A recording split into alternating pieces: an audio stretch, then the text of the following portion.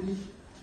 Ndugu waandishi wa habari, labda kama nilivyosema hapo awali na nirejelee hapo, mkutano huu msingi wake ulikuwa ni kuweza kutoa taarifa kupitia kwenu na kualika wananchi na wadau mbalimbali kuja kushiriki katika kongamano la kesho.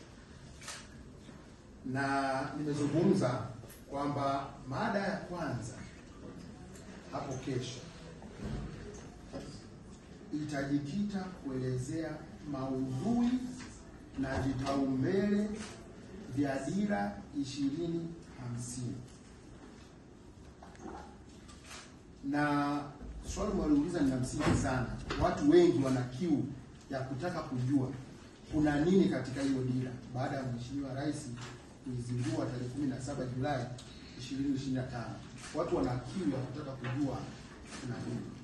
Na ilikuwa ni elekezo kati ya maelekezo mengi aliyotoa 6.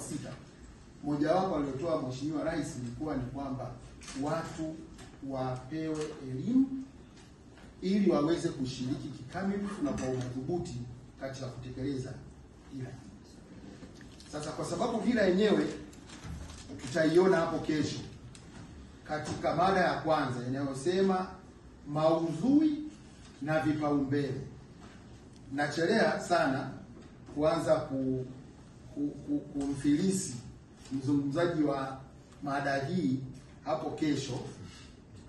Nachelea sana, lakini niombe tuvute subira kwamba hili jambo litafafanuliwa vizuri hapo kesho katika kongamano. Lakini kwa kutaka pia maarifa haya na ufahamu huu uweze kwenda kwa Watanzania walio wengi ambao wana dukuduku ya kutaka kujua jambo hili, ndio maana tumeweza kuita vyombo vya habari, watakuwa mbashara, TV, hizi social media, lakini pia hata radio. Nafikiri na kuna wenzetu kwa wameshasema wana kiu pia kutaka kuendelea kuzungumza hili jambo ili wananchi wengi waweze kufahamu.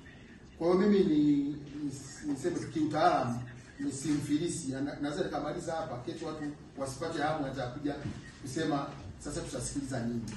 Na si unajua tena profesa akizungumza watu wanaanza kusema profesa alishamaliza. Sasa tusiende. Jambo la pili, naomba ndugu yangu akawa alijibu na washiriki. Ya sasa